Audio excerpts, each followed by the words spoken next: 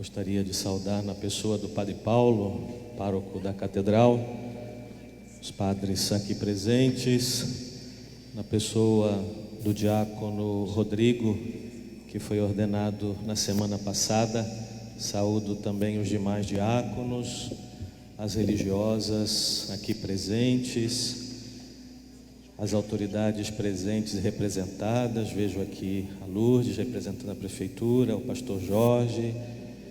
Saúdo todos os fiéis presentes nessa catedral, aqueles que estão também lá do lado de fora e aqueles que estão nas suas casas participando conosco da alegria dessa festa de Santo Antônio. Pelo segundo ano, meus irmãos e minhas irmãs, nós estamos vivendo as alegrias dessa festa com um certo sabor também de tristeza, e não podemos aqui nos esquecer das numerosas vítimas. Contamos os mortos, é verdade, mas as vítimas são superiores ao número de mortos, porque são tantas pessoas que por causa dessa pandemia estão passando restrições, dificuldades, sofrimentos. E Santo Antônio, que era tão próximo do sofrimento do mundo, também hoje manifeste a sua proximidade, o seu carinho, também hoje possa levar conforto e consolo para todos aqueles e aquelas que estão sofrendo. Este nosso encontro aqui na catedral, e eu lembrava no início, Santo Antônio é o padroeiro de toda a diocese de Nova Iguaçu, e não somente da cidade, não somente desta paróquia, mas é o nosso grande padroeiro. Esse nosso encontro é um gesto de devoção e de reconhecimento pelo que este santo representa na configuração da fé católica enraizada em nossas terras fluminenses. Sendo santo universal, os de Portugal discutem, é Santo Antônio de Lisboa. Os da Itália falam Santo Antônio de Pádua. Numa certa visita do Papa João Paulo II, se eu não me engano, lá em Pádua, ele disse: Santo Antônio não é de Lisboa nem de Pádua, é do céu. E como é do céu, é nosso também, é de casa. Ele entra nas nossas casas e nos recorda a boa nova do Evangelho de Jesus Cristo, aponta para a pessoa de Jesus e nos faz encontrar em Jesus as razões para continuar seguindo com esperança o nosso caminho.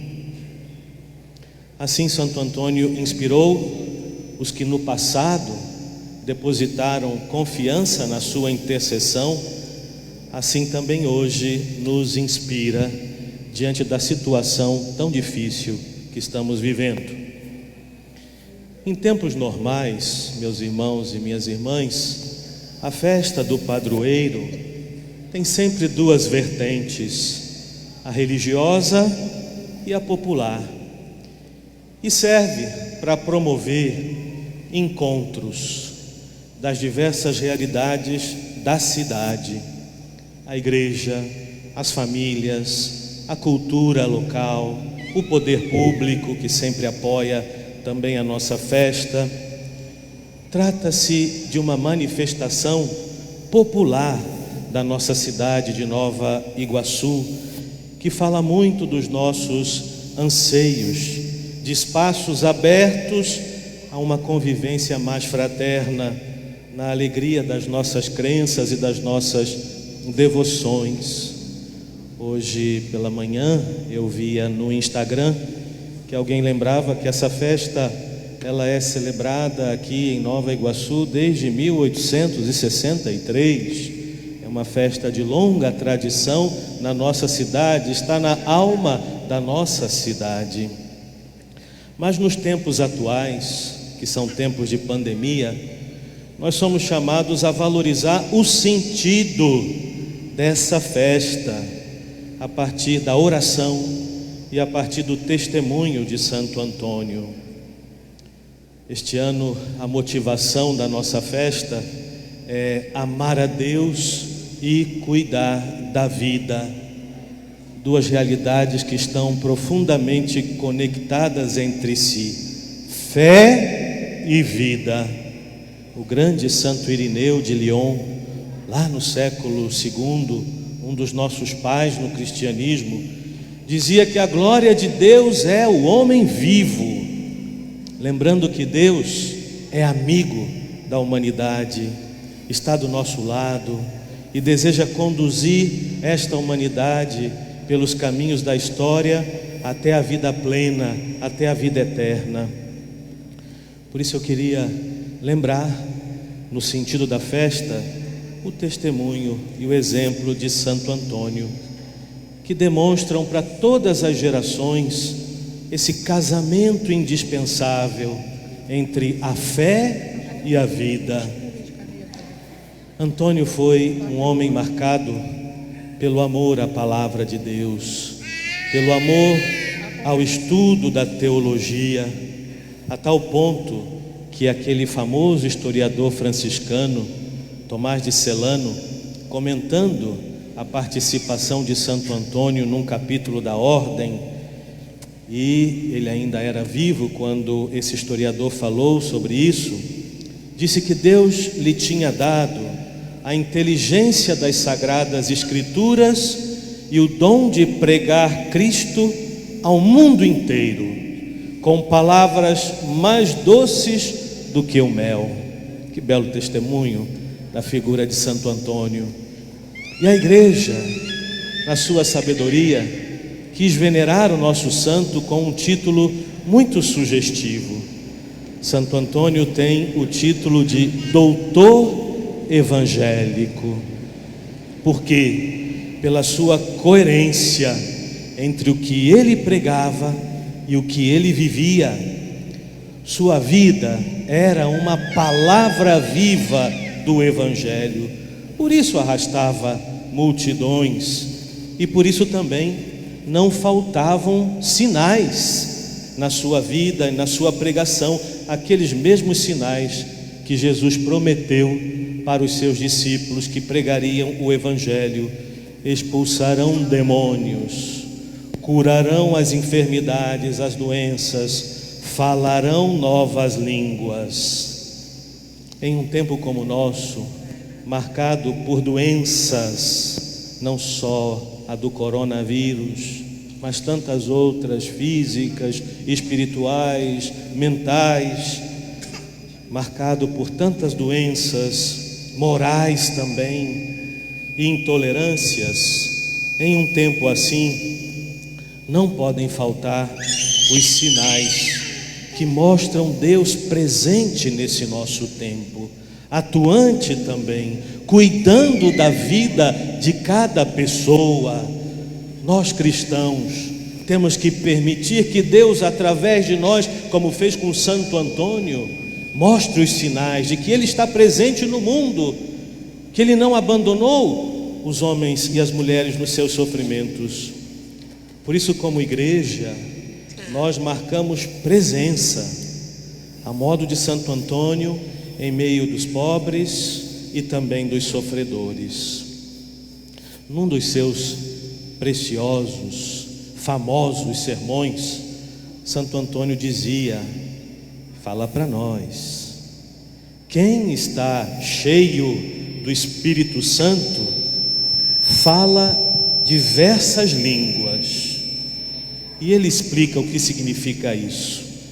As diversas línguas são os vários testemunhos sobre Cristo.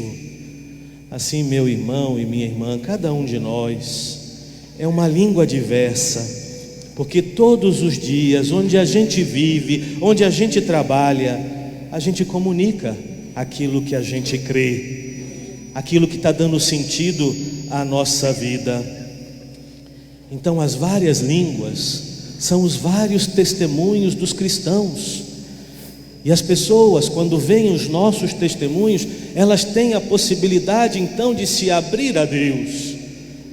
Se hoje existe tanta indiferença religiosa, especialmente das novas gerações, quem sabe estão faltando os sinais.